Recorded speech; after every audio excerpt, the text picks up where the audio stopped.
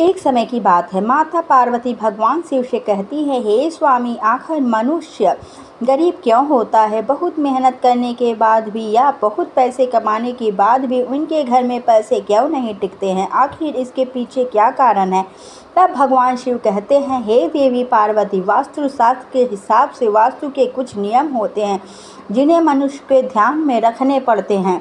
तब माता पार्वती कहती है, हे स्वामी, मैं कुछ समझी नहीं, कृपया मुझे विस्तार से बताइए। तो भगवान शिव कहते हैं, हे देवी पार्वती, आज मैं आपको वह 10 कारण बताऊंगा जिससे इंसान गरीब होता है। इसलिए आप सभी से मेरा अनुरोध है कि इस वीडियो को ध्यान लगाकर पूरा जरूर सुने। आधा अधूरा छोड़कर जाने की गलती ना करें, क्योंकि इसे पूरा सुनने के बाद आपकी ज़िंदगी पहले जैसी नहीं रहेगी। इसलिए इसे पूरा सुने और भगवान शिव का अनादर ना करें। वास्तुशास्त्र में दिशा और चीज़ों का सही जगह पर होने का बड़ा महत्व होता है। बहुत पैसा कमाने के बाद भी अगर आपके घर में धन दौलत की कमी है तो ज़रूर आप कोई ना कोई गलती कर रहे हैं। अगर अचानक आपके दिन बदलने लगे, अच्छे दिन बुरे दिनों में बदल जाए, तो आप संभल जाएं। आपने कई बार लोगों के मुख से यह कहते हुए सुना होगा कि घर में धन नहीं टिकता है, बिना मतलब के खर्चे होते रहते हैं और घर में हमेशा तनाव भरा माहौल रहता है। ऐसे में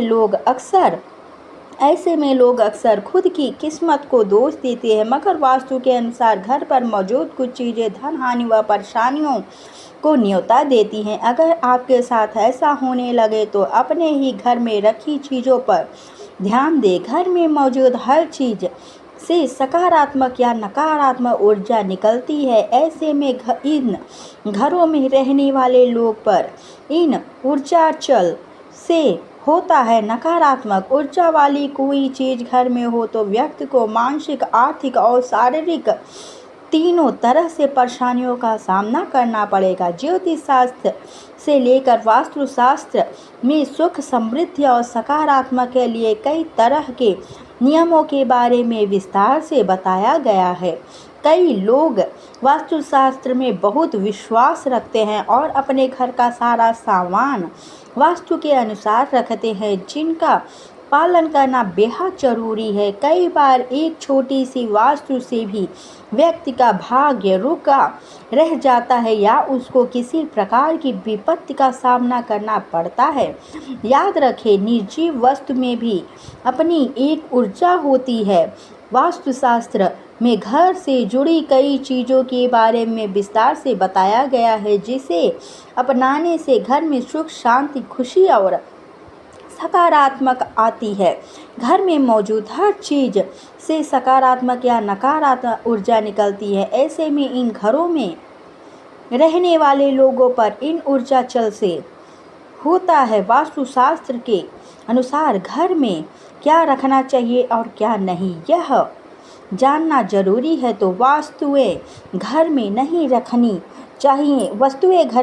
रखनी चाहिए जिससे घर में नकारात्मक ऊर्जा का विकास होता है और जीवन दुखम बन जाता है। पहले हम उन वस्तुओं के बारे में बताएंगे जिनके बारे में आप नहीं जानते हैं। नंबर 1, किसी भी देवी देवताओं की मूर्ति या चित्र। देवी देवताओं की फटी हुई और पुरानी तस्वीरें अथवा खंडित मूर्तियों से भी आर्थिक हानि होती है, अतः आपसे अनुरोध है उन्हें किसी पवित्र नदी में प्रवाहित कर देना चाहिए। इसके अलावा देवी देवताओं के चित्रों से घर को नहीं सजाना चाहिए। कुछ लोग ढेर सारी मूर्तियाँ इकट्ठी कर लेते हैं, जो कि वास्तु दोष निर्मित करते हैं। उनके चित्र या मूर्ति की संख्या और स्थान निश्चित होती है। इसके अलावा कुछ लोग आजकल भगवान के ऐसे चित्र लगा लेते हैं जो कि परंपरागत नहीं है, जैसे चीलम पीते शिवजी या विकराल रूप में भैरव। नंबर 2, वास्तुशास्त्र के अनुसार अपने घर या ऑफिस में सांप, गधे, उल्लू, समर, मांस, चमगादड़, गिद्ध, कबूतर और कौवे जैसी पक्षियों और जानवरों की तस्वीरें कदापि नहीं लगाएं। यह आपके परिवेश में हिंसात्मक दृष्टिकोण को बढ़ावा देते हैं। गिफ्ट के तौर पर रुमाल, किसी से गिफ्ट के तौर पर रुमाल लेना या किसी का रुमाल यूज़ करना अपन के लिए घाटे का सौदा हो सकता है। वास्तुशास्त्र में किसी से फ्री में रुमाल लेने से मना किया गया है। ऐसा करने से आपका संबंधित व्यक्ति से झगड़ा हो सकता है और रिश्ते में खटास आ सकती है। नंबर 3, अगर आप पर्स रखने के शौकीन हैं तो जानिए वास्तु नियम, पर्स या तिजोरी में धार्मिक और पवित्र वस्तुएं रखें जिससे सकारात्मक ऊर्जा का संचार होता है। वास्तुशास्त्र के अनुसार कभी भी फटा हुआ पर्स और टूटी हुई तिजोरी नहीं रखनी चाहिए। जेब में कभी भी फैले हुए पैसे न रखें। नंबर 4, टूटी फूटी चीज़ें, टूटे फूटे बर्तन, दर्पण, इलेक्ट्रॉनिक सामान, तस्वीरें, दीपक, पलंग, घड़ी, झाड़ू, फर्नीचर, चाहे कोई भी टूटे फूटे सामान हो, घर में नहीं रखना चाहिए। इससे घर में नकारात्मक ऊर्जा का निर्माण होता है और सकारात्मक ऊर्जा घर से निकल जाती है और व्यक्ति मानसिक परेशानियां झेलता रहता है। घर में कोई भी टूटा हुआ सामान है तो उसे मरम्मत करवा ले, अन्यथा उसे घर से बाहर फेंक दे। ऐसी वस्तुएं नकारात्मक ऊर्जा पैदा करती है। नंबर 5, पूजा के कलश को खाली रखने से भी लगता है वास्तु दोष। पूजा घर में रखे कलश को कभी खाली नहीं रखना चाहिए। आपको बता दें कि पूजा घर में रखे कलश में ब्रह्मा, विष्णु और महेश का वास होता है। पूजा कलश का संबंध व्यक्ति के जीवन से है, इसलिए पूजा कलश को कभी खाली ना रखें। कलश में गंगा जल जरूर भर कर रखें। इससे घर में सुख समृद्धि आती है और उन्नति प्रगति के सभी द्वार खुल जाते हैं। नंबर 6, सजावट वस्तु या कलाकृत।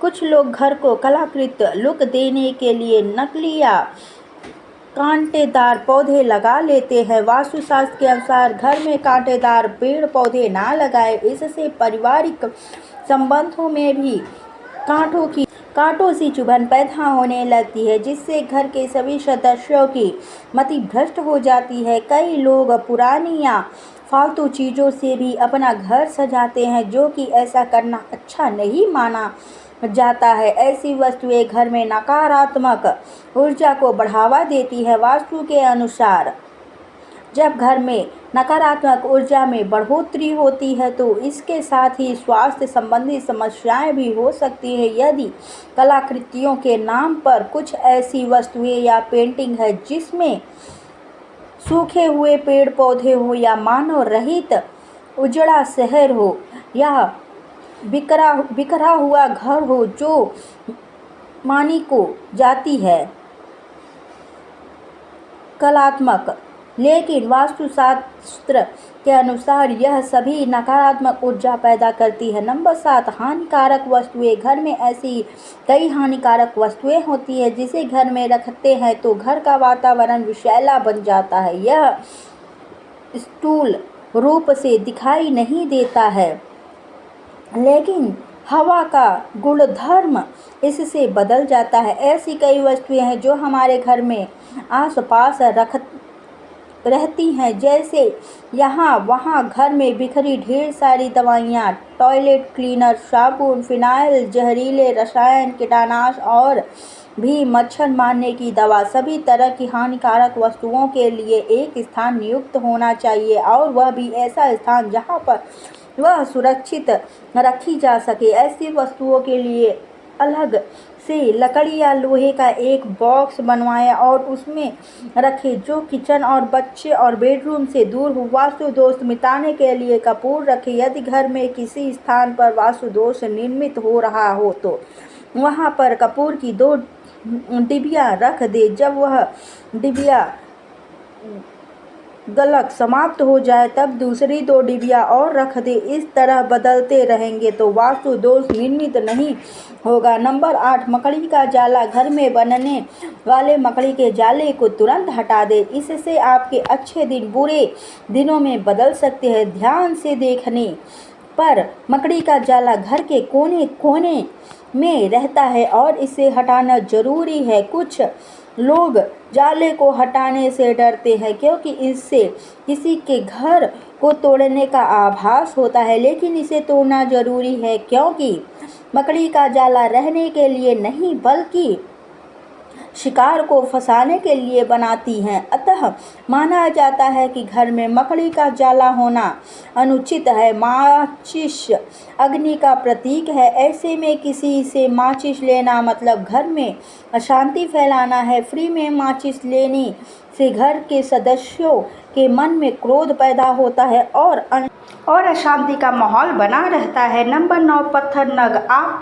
आपने देखा होगा कि कई लोग अपने घर में अनावश्यक पत्थर नग, अंगूठी, ताबीज या अन्य किसी तरह के सामान घर में कहीं रख कर भूल जाते हैं या छोड़ देते हैं, या मालूम नहीं रहता है कि कौन सा पत्थर या नग फायदा पहुंचा रहा है और कौन सा पत्थर और नग नुकसान पहुंचा रहा है। इसलिए इस तरह के सामान को घर के बाहर निकाल दे। वास्तुशास्त्र अनुसार एक छोटा सा पत्थर भी आपके भाग्य को दुर्भाग्य में बदलने की क्षमता रखता है। यदि यह घर में रखा है तो इसकी ऊर्जा धीरे धीरे आपके घर के वातावरण को बदल कर रख देगी। नंबर 10, सोफा, कुर्सी और टेबल। घर में टूटी हुई कुर्सी या टेबल पड़ी है तो उसे तुरंत घर से हटा दें या उसे मरम्मत करवा दें। यह आपके पैसों और तरक्की को रोक देती है। सोफा, कुर्सी या टेबल कैसी हो इसका भी वास्तु दोष होता है। यह भले ही सुंदर और साफ हो, लेकिन कभी कभी उनकी बनावट या आकार प्रकार भी घर में नकारात्मक ऊर्जा का विकास करती है। इसलिए किसी वास्तुशास्त्र के जानकारों से पूछकर ही यह चीज़ें खरीदें। घर का दरवाज़ा दक्षिण की तरफ है तो वास्तु दोष लगेगा। यदि आपका घर दक्षिण मुखी है तो आप सबसे पहले घर के सामने द्वार से दोगुनी दूरी पर नीम का एक पेड़ लगाए। दूसरा यह है कि द्वार के ऊपर पंचमुखी हनुमान का चित्र लगाए। आदम का दर्पण भी लगा सकते हैं। मुख्य द्वार के ऊपर पंच धातु का पिरामिड लगाने से भी वास्तु दोष समाप्त होता है। गणेश जी की पत्थर